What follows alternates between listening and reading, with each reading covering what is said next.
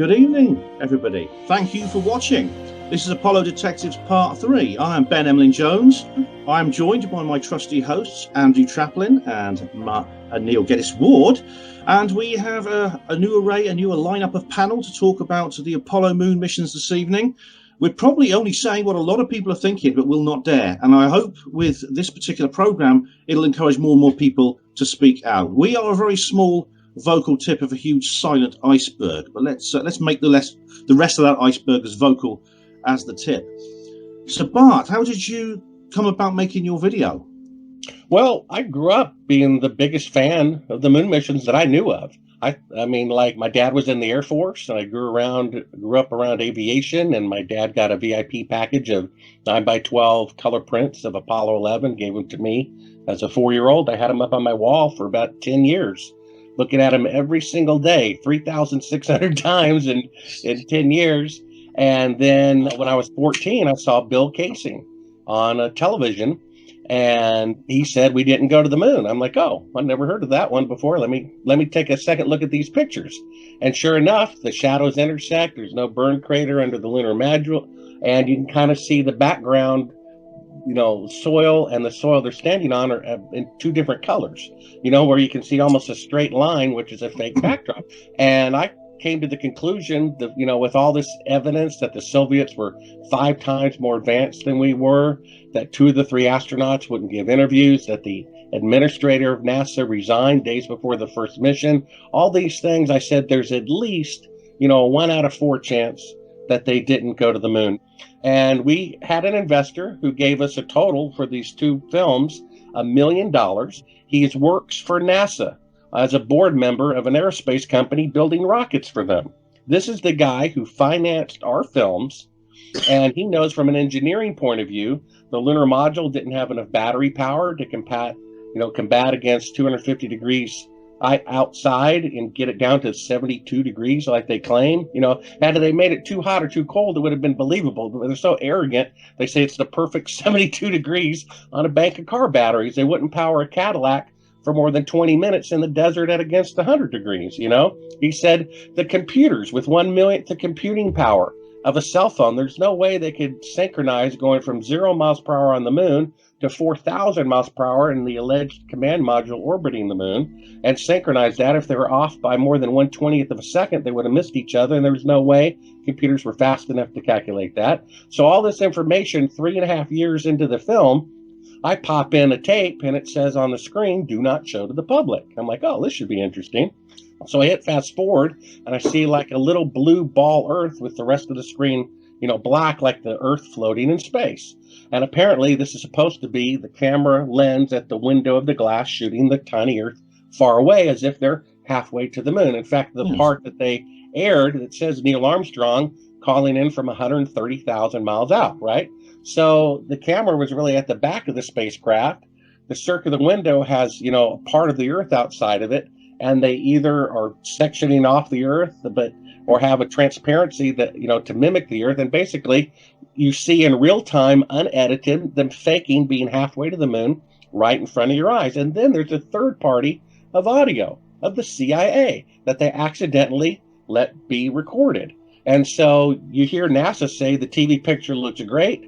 And then exactly 4 seconds go by, you hear this third party say, talk, and then Neil Armstrong speaks. So originally I thought, well, he's not paying attention. They're saying, hey, pay attention here. But in fact, they wanted him to wait 4 seconds to give the impression that he's further away from the Earth than he really was. He was really about 250 miles up, and he could respond directly like you and I are, but there was supposed to be an increased radio delay. So they counted off 2 seconds for the radio signal to reach the astronauts if they were halfway to the moon, 2 seconds for it to come back, and then they said talk to make sure that he didn't speak until 4 seconds go by to create this fake time delay as if he were really halfway to the moon. The lights come up, you see the real position of the camera, you can see all this, and a funny thing happened on the way to the moon. And then you really think about it, it's so simple. They're claiming they went 1,000 times farther than they can go today with 50-year-older technology. It doesn't make any sense. I mean, even here on Earth, Mount Everest, right, and the South Pole, that took numerous tries for them to go. And in fact, in the entire history of aviation, there's never been a flying machine that worked on its first occasion. The 747 was built with 10 years newer technology than the Apollo rocket, and it took 162 attempts. And if you can show me any time in the entire history of the world that a technological achievement was accomplished, like the automobile or the airplane or nuclear power, that 50 years after the accomplishment, no one on Earth was able to repeat it. If you can show me one other occasion where that happened, then I'll admit that we didn't go. There's never been an accomplishment in the entire history of the world that no one could repeat 50 years later. That's like saying 50 years ago, I built an automobile that could go 1,000 miles an hour, and 50 years later, the fastest car is 1 mile per hour. I talked to a professor at a major university, and I said, what if you saw an Apollo astronaut go on national TV and tearfully confess that they were fake? What would you think then? He said, I'd still think that they went. Mark Twain said this: it is easier to fool people than to convince them that they have been fooled. And here's what Carl Sagan said, and some believe he was hinting at the moon landings when he said this right before his death. One of the saddest lessons of history is this, he said: if we've been bamboozled long enough, we tend to reject any evidence of the bamboozle. We're no longer interested in finding out the truth. The bamboozle has captured us. It's simply too painful to acknowledge, even to ourselves, that we have been taken. Once you give a charlatan power over you, you almost never get it back. That's true. He was specifically talking about the moon landings. Now, we have a publication written by von Braun himself that says to go to the moon in one rocket is impossible. It'll take 3 rockets, each weighing 800,000 tons. First, you'd have to go and build the space station, and then from there, ferry the fuel. Of course, the space station wasn't even officially finished until a few years ago. You only had 3 picture and a TV, 3 people in each mission, and a TV picture controlled by the government. And then so Bill Casing was in this pyramid at the very top, editing all these, departmentalized things, and he saw that memo that said the odds of going successfully to the moon and back with their equipment and not killing the people was 1 in 10,000. And what a surprise! 2 years ago, Kelly Smith from NASA says about the Orion project that the radiation belts that surround the Earth that are 1,000 miles up and about 30,000 miles thick beyond that, every manned mission has been below that, orbiting the Earth, except going to the moon. He calls it a dangerous field of radiation, and he says, and we must first learn to protect astronauts from this dangerous radiation before we send people through this region of space, which means the technology does not yet exist. They sent 2 Geiger counters. The Orion project sent an unmanned spacecraft 3,600 miles up, U-turned and come back. So if a person walks to the store, U-turns and comes back, their destination was the store. The point of the mission was the store. So what is that? 3,600 miles. It's the radiation. They sent 2 different types of Geiger counters in there to measure the radiation and to come back. That was the whole point of the mission. So I call them up and I say, hey, can I please have those readings of the radiation? They say that information is classified. Is the amount of helium in Jupiter's atmosphere, is that classified? So how could the radiation readings, an element of nature, why would that be classified? Only if by proving that it's like, 100 to 1,000 times a lethal dose, that means they didn't go to the moon. That's why they won't release that information. It's amazing. It proves it right there they didn't go. Not to mention they destroyed all the schematics. They destroyed the original videotapes. They destroyed the original telemetry data. That's like saying Bill Gates spent $150 billion to build the first computer, and when he was done, he threw it and all the schematics into the fire. So they're saying, show me any other time in history where a technological accomplishment, the original hardware and the original schematics were destroyed. Show me that in history. Yeah, I would like to actually offer some additional commentary on what Bart was just talking about and stuff. You mentioned about the Orion mission, which carried those 2 Geiger counters into space. They've since released that at least a graph of what the data showed. It's important to note that the spacecraft, the Orion capsule, is rated at about 20 grams per square centimeter of shielding, which is about 3 times the shielding that they had on Apollo. They pitched their results from Orion against their predictions for the X9, and what they found is that the dose rates that they received on the Orion were much more akin to what they were predicting for a shield at about 10 grams per square centimeter, which just goes to show that there's much more radiation up there than they were predicting in their own models. Oh, yes, but it's a different type of radiation. It's not the type of radiation that could penetrate their shield, whatever their shields were. It's a different type of radiation. You've probably come across this rebuttal before. What do you think to that? What's your view on that? Well, I've got actually proof that it is wrong. In fact, I'll just screen share something with you right now. Well, here's the data that's actually from that Astronautical Engineering and Science book. This is by J.W. Keller et al. 1963. And basically what this graph shows is this here is the proton energy, and this here is the range in grams per square centimeter. Basically, the higher the energy, the further these protons can penetrate. And so you can see clearly from this graph that I've looked at this line here. This represents how much shielding they had on Apollo. The Apollo capsule was 8 grams per square centimeter, and so this is how much radiation they can attenuate. You see, it can only block out protons with energies up to about 8 mega electron volts. And the reason this is important is because the Van Allen radiation belts, they have protons in the range of 0.1 to 400 mega electron volts. Of course, the flux gets a bit lower towards the higher energies and stuff, but this is the fluxes. You see, what you use, if you know the coordinates for a given region in space, such as the trajectory that's been attributed to the Apollo missions, you plug that into the AX8, and this will give you a flux, basically how much particles at a given energy basically interacting with this square centimeter of space. Okay, so here, for example, let's see, L equals 1.44, and the 10 MeV, we see there's 2.87 by 10 to the 2. All right, that's how many protons there are at that energy at 10 mega electron volts.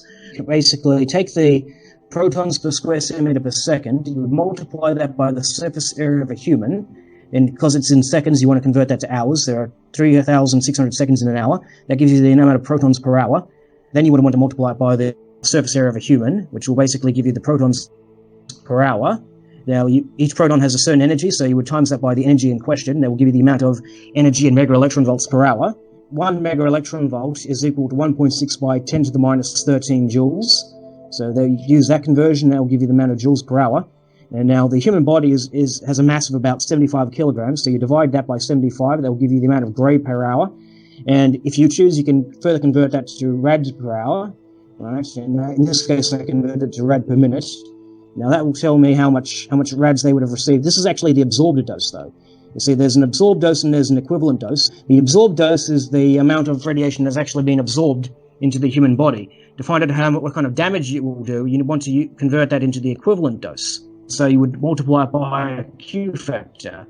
So you would take the absorbed dose and you would multiply it. In this case, I found that a Q factor of 5 is most consistent with other calculations that have been done for solar flares that are known of known fluence, right? And so, as I said, the Q factor was most consistent with 5. The AP8 actually has a whole bunch of shortcomings, you see, because it's very difficult to measure protons and electrons at higher energies, you see, because as the protons get higher in energy, they actually will penetrate completely through the spacecraft, and they will only deposit a little amount of energy in the detector.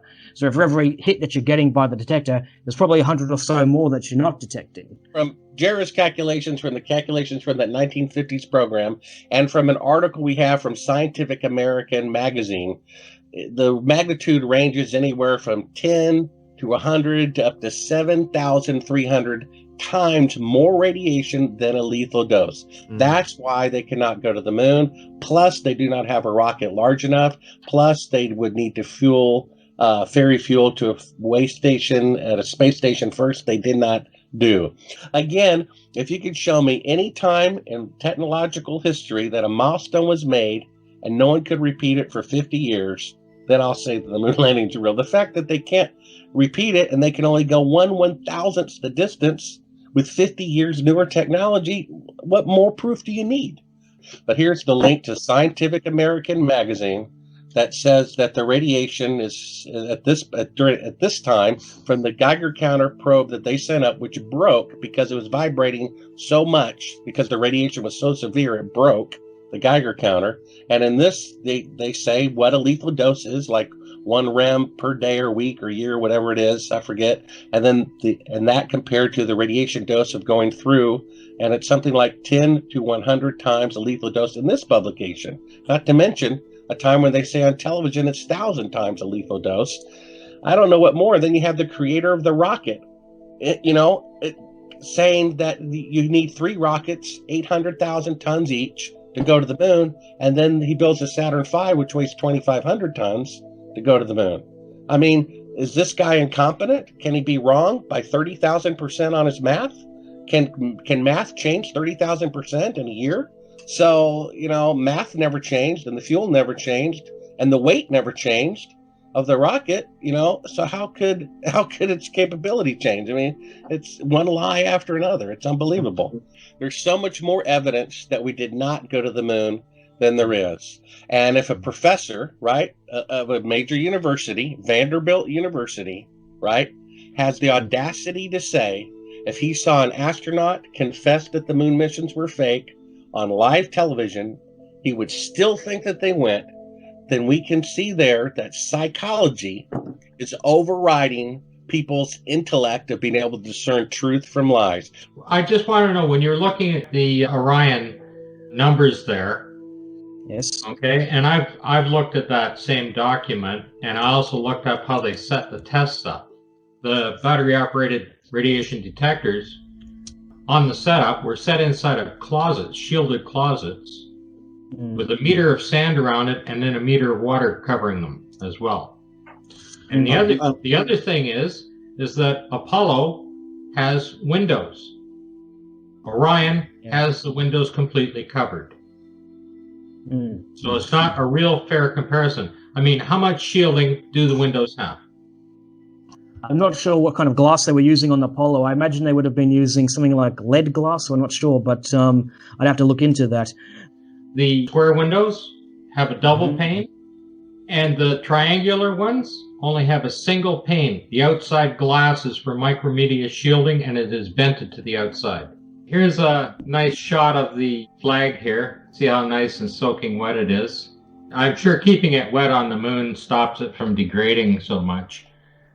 You can see all the water there. You can see it drying on the edges back. You can see that it's an official flag. The stars are stitched on there. It's not like other people that say it's aluminum or anything like that. What I'd like to do is Apollo 15 on Hadley Ridge.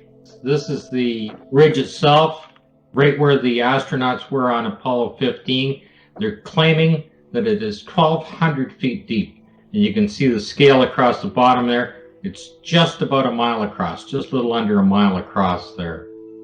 So there's the CN Tower in Toronto. It's 1,150 feet to the restaurant. Empire State Building's 1,200 feet to the roof right there. So those are the images that you can see that you're looking at. And there's actually where they're standing. That's a mile across there and 1,200 feet deep. You can see that quite clearly. It's just a complete error in simulation. And right there, if you're looking back at this map here, off the edge, right off that corner, is the LEM should be sitting straight there. And I've been looking for it everywhere. I even have an elevation map to show it's not there anywhere in that shot. It's just a total error in simulation to have that a mile across that way. There's the actual map where you can see exactly where they were sitting. Comparison to the other photographs there. So now you're looking right at that corner right there. And that's where they're shooting from. They should be able to see the LEM from there. And it just quite clearly isn't there. But the depth of this thing is just on, like, that might be 130 or 40 feet across and maybe 75 or 80 feet deep. That's supposed to be 1,200 feet deep. Like, if you're standing at the observation deck on the Empire State Building and looking down, that's what you'd be looking at. Here's Meteor Crater, which is about half the depth of what they claim Hadley Ridge is, but it's approximately the same distance across. This is just under a mile across. There you can see it's 560 feet deep, and it's just about 3/4 of a mile across. That image that you're looking at on there is just an absolute fantasy land little simulation that they did. They weren't even close. Now, when it comes to vacuums, most people claim that the vacuum of space is the difference between 1 atmosphere. So why would they build this building? And I even talking to a few people, and they say, well, this was a make-work project, and they were using inferior materials just to get rid of it. The concrete. There's 8 feet thick of concrete and another 2 feet thick of steel. The interior design of this thing, it is specially lined in there with an anti-corrosive on it, because when you get down to a torr level, you get down to about a torr value of 10 to the -4, you start getting into off-gassing, even in metals. Even aluminum starts off-gassing hydrogen at that level. Pull up a little video clip here from what we did, Paul and I did. This is just a quick little one. They stand on the outside of the tank, and it implodes in a thrilling fashion.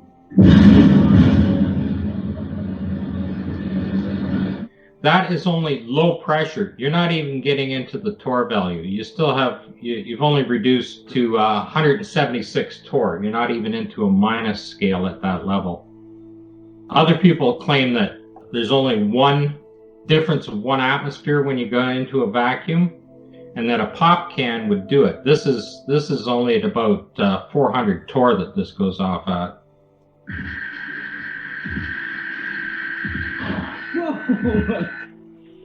Now, a pop can will handle about 80 pounds of pressure on it, and that's just with a little home vacuum to rough it down.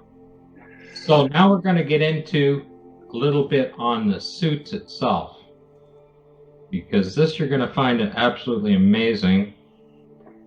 As you can see here, these are just quick release clips that are on here. Okay, there's no inner bladder like they claimed to keep the suit from popping out. There's another shot of the interior from the top helmet on it. These have just like a door latch on there, and that's just a rubber seal. This door latch holding the cap in will not compress that seal down in any way, shape, or form. This is the back of the suit. There's the zipper, that blue with the bead on it there. And there's that much space in there, and the air can come right down through the top on this thing. There's absolutely no way, you can see that it was sealing anything off at all. So what we're looking at here is a spacesuit, essentially, with 2 strips of Velcro and press studs. How would that seal, or how are they telling us that it seals? Well, I'm just showing you the back. That's as far as the zipper goes up right there. Right. What I'm showing you is like these suits are just completely designed for simulation, just on the set to keep them cool. The head unit here, you can see down at the bottom, that's where the little fan that's blowing the air around coming up out of the PLSS, and the PLSS isn't exactly the one that you would need to be on the moon with. All it is a set of cooling coils running around in there. But you can see that none of this stuff is going to do anything. And there again, you see there's no inner bladder on that. And then the suit, all of these are attached right to the outside of the suit. They're not attached to an inner bladder in any way, shape, or form.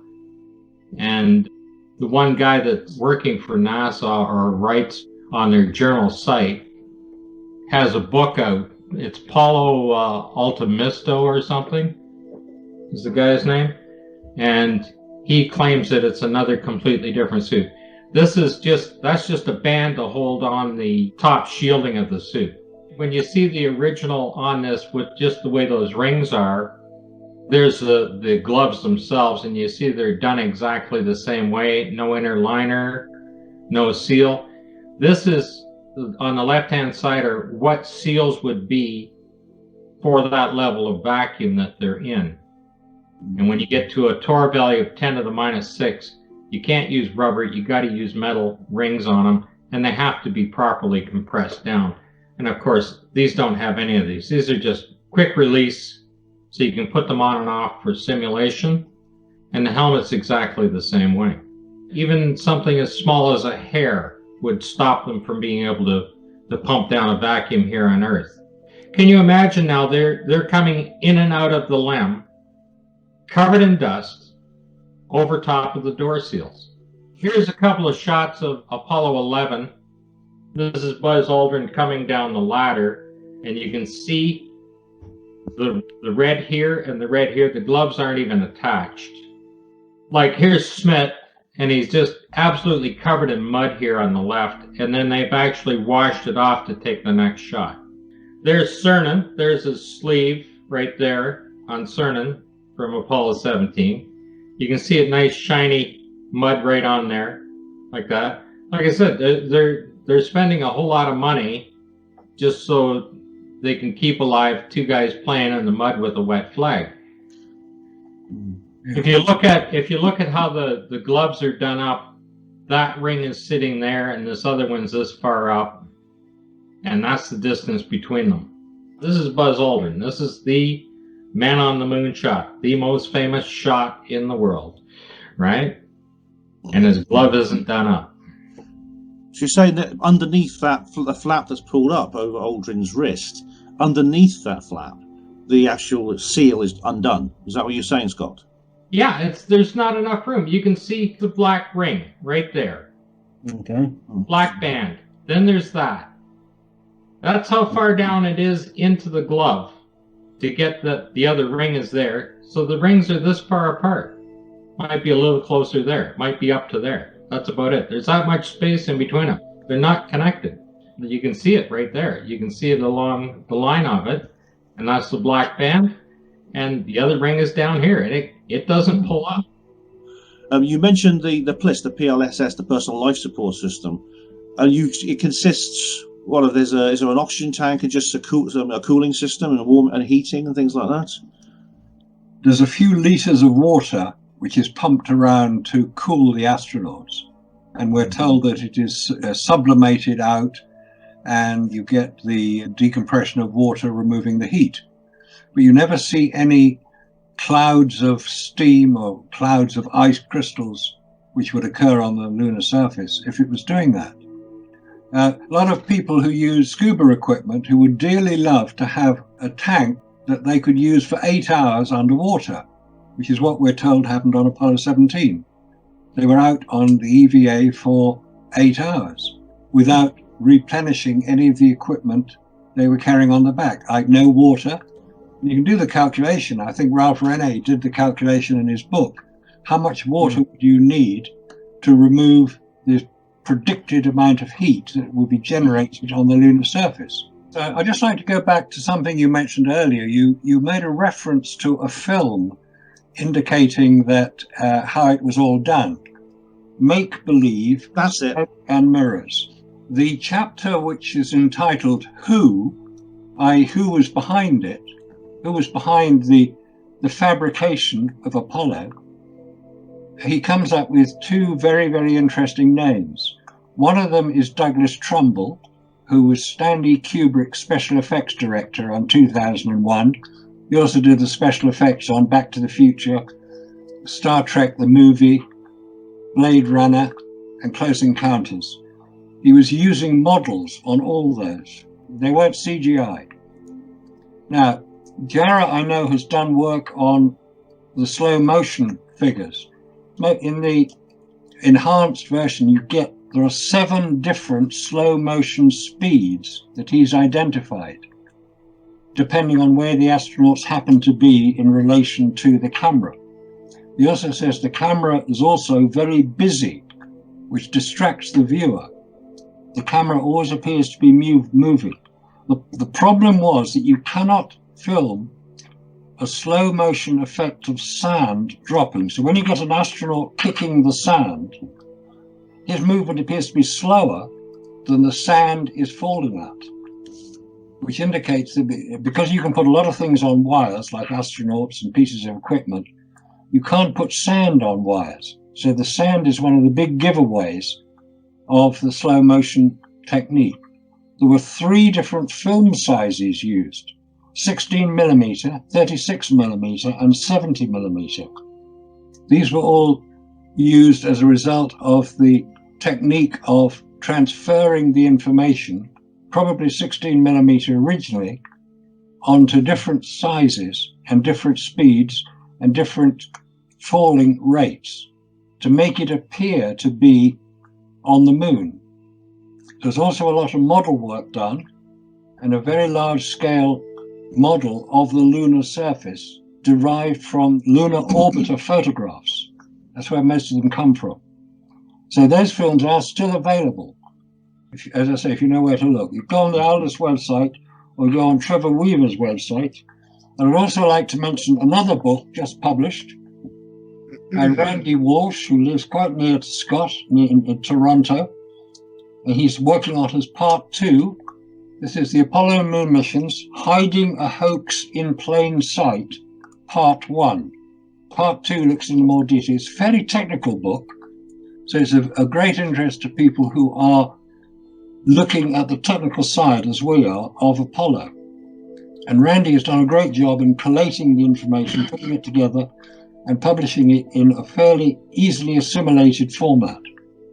Coming back to the make-believe movie, Marcus, is it the person who doesn't want to be identified? I mean, I don't know who they are, and I wouldn't say so if I did. But is it actually an insider, someone who actually produced, either it was Trumbull or someone else who produced the original moon hoax footage, the NASA footage? I don't know that, to be honest. Whoever has produced the film has put a lot of work into it. As I say, the film itself is 2 hours, 44 minutes. It's much easier to watch it with subtitles so you can hear what he's saying. But whoever has done it has a great technical knowledge of photography and special effects and how models would look under different situations. It's a very, very comprehensive investigation. One possible location for where it was all put together originally is Lookout Mountain Laboratory, which is north of Los Angeles. It was a US Air Force facility up to the end of the 1960s when it was moved to, I believe, McGill Air Force Base. They were very proud of the fact that they had the best equipped photographic film studio in Hollywood. It was better than any of the Hollywood studios. They produced technical films, promotional film, propaganda films. That's on the face of it. Now, they had the facilities there to produce something much more spectacular. Now, Lookout Mountain Laboratory still exists. It's now a private house owned by Gerard Leto, the singer and actor. It's quite a big facility, and it could well have been used. I don't know if it was or not, but it makes sense that it might have been used. There's possible, I wouldn't say definite, but possible suggestions. See if I can share this. This is Carl's book, Carl James. No, it was Alphabet and Moon. And in the book, he's an astronomer in the UK. He also used to be a helicopter pilot, but he's actually also a bit of a Apollo fan, if you like. And he's gone round various events where some of the astronauts have been appearing. And he noted that they all had slightly different stories and experiences of going to the moon. Some could hear sounds when they were going down in the lunar module. Others said it was very, very quiet and things like that. Some remember stars, some don't, that kind of thing. But one of the interesting things was that he's been going around schools in the UK and doing presentations. But one of the things he said that was when he was clearing up after one of his presentations to the kids, and this was some school in Bedfordshire in the UK, he said that the audio-visual technician guy that was helping him clear up, a very old gentleman, said that he remembers back in the late 60s meeting Neil Armstrong and Buzz Aldrin at Cardington Hangars, which I think we might have mentioned earlier, in Bedfordshire. And this is where they had the R101 airships, huge, great big hangars. and they had a complete Apollo moon set there, including lunar module in the Carlton Hangar Halls in Bedfordshire in the UK in 1969, where he said he met Armstrong and Buzz Aldrin, and he said it was all hush hush, but because he worked there at the time, he met them. So that line kind of could account for maybe some connection with the Kubrick story about saying, well, he couldn't fly to the US because he was scared of flying or something like that. But, you know, the Apollo astronauts maybe came to the UK to do it. I don't know, but it was just an interesting thing that I thought I'd mention. Those two hangars, these huge hangars, which were used to construct airships in the early 20th century, they're the biggest indoor spaces in Britain. Yeah, and if you wanted to set up a film set, indeed films have been made there. The Batman movie was made. One of the new Star Wars trilogy was made there. It would be a place to go, especially if Kubrick was coerced in some way into getting involved. Those type of things I find rather disturbing, because I don't want my children or my grandchildren to be brought up in a world where reality isn't really there. They should learn the truth. They should learn exactly what we're capable of as a species. Like it's fine to have the imagination. It's fine to promote space. It's fine to promote science and technology and stuff like that. But the reality is we got to look after this planet, and to think the fact that we can do all these wonderful things in space. Everybody thinks that, if we mess something up on the planet, we can fix that too. The fact of the matter is we haven't been able to fix anything. All we've done is destroy this planet at an alarming rate. And when you have people saying, we'll just terraform a new planet and move there, it makes us feel that we're invincible as a species, that we will survive without it. We need this planet, and we need to pay more attention and to look after. That's a sad fact, yeah. And it's this. So really, what you're saying, Scott, and I agree, is that what happens out there in terms of what our space exploration stories and how real they are and how fake they are has instant and very serious ramifications for the well-being of life on Earth.